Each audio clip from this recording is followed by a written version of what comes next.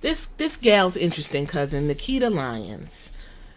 Black man's kryptonite. Why do I say that? Because she is marketed to you all. So don't be like, oh, here this bitch go. No, we're not stupid. She loves her chocolate. She was on Zeus Network's One More Chance with the guys from when New York from VH1 had her dating show.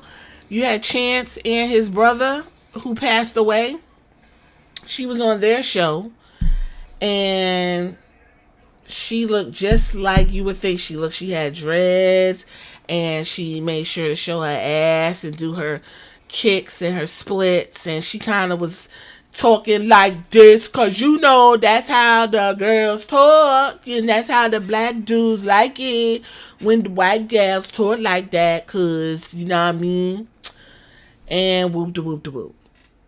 She also had a run on another show on Zeus. I believe she was gonna be on the Bad Girls, the Baddies, whatever that shit Natalie Nunn got going on. Got them girls beating each other up and fighting all day. They don't even do shit but fight. Y'all don't talk about the good thing about the Zeus Network.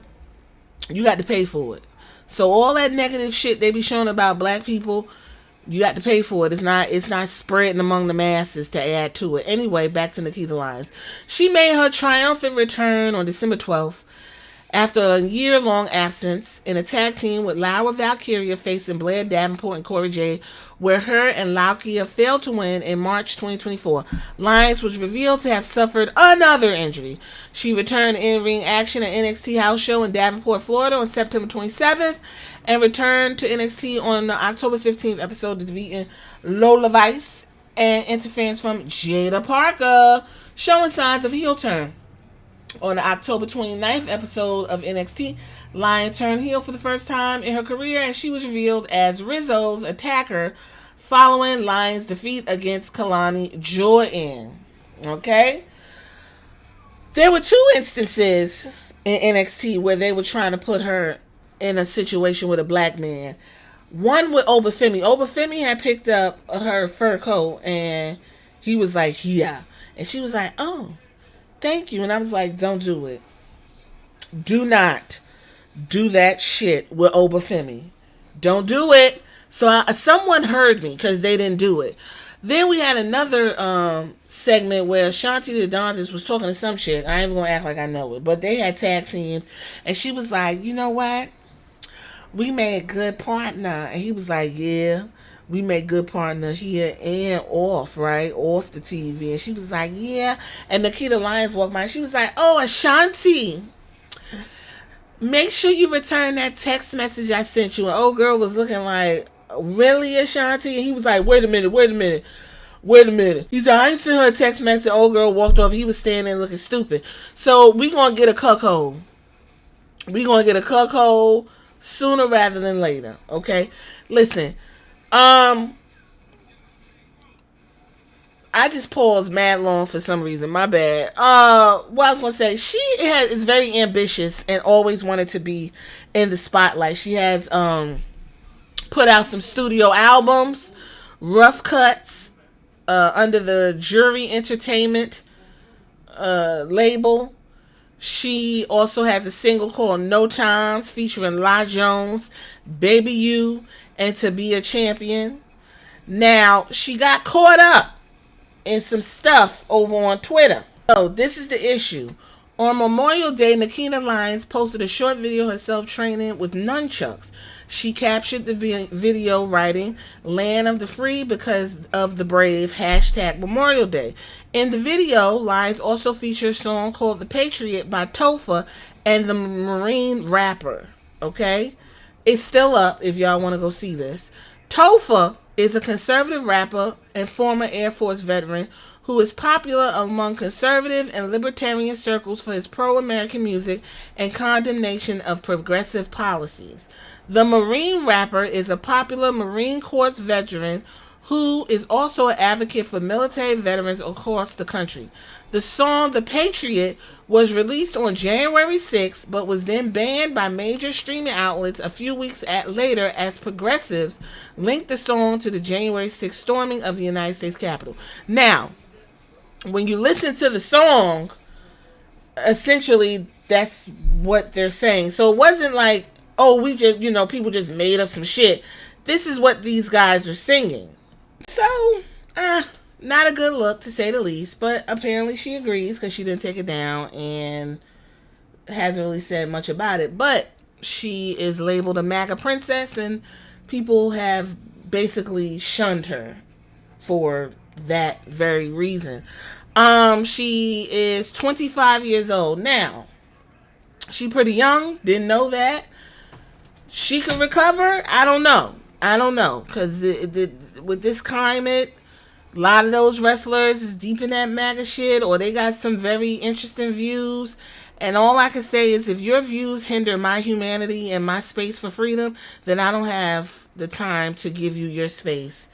And we can't be cool, or whatever the fuck y'all are saying now, because we can't be cool, it's just my opinion. No, if your opinion is that I don't need to be doing shit because of the way I look and I got a vagina, then we got an issue. Okay? She signed to WWE, and she signed to WWE and was a very exciting prospect because of the way she looked and of her accolades. Now, we're not going to take anything from her. She was on Women of Wrestling as Faith the Lioness. She practiced Taekwondo at age 4, earning a black belt by the age of 8. And then she graduated from high school. So she does have a high school diploma. At least she's not ignorant. A lot of the girls in NXT and on the main roster are college educated. She started her wrestling training under Selena Majors.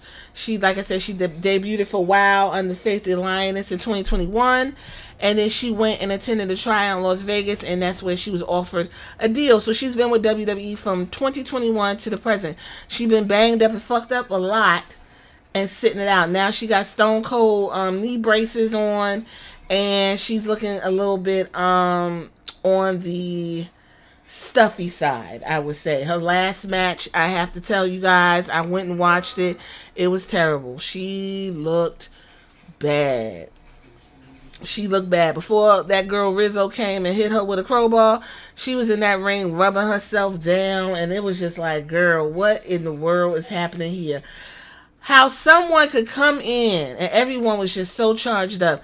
And it seems like, and I'll say this and wrap it up, what it seems like is, if you put all that other stuff aside, first of all, her personality does nothing for her either. She gives off that, I don't got a bunch of girlfriends because they don't like me, so I hang out with a bunch of dudes. She gives that vibe off. Anyway, it seems like NXT is moving really fast, because she started when it was NXT 2.0. She got injured, came back, got injured, went out for a long time. And NXT has literally changed and rebranded while she was gone. So the girls that are there now are advancing way faster than the girls that were there when she started out, left and came back. So I honestly think that people like Stephanie Vacquea, what's her name? I'm going to just call her Delta. You got Julia. You got Roxanne doing her thing. Lash legend Jakara's moving up. Jada Parker is a breakout star. We'll talk about her. Kalani Jordan. I don't know, because she don't really got like a personality character, I guess you could say. A lot of the girls is over her.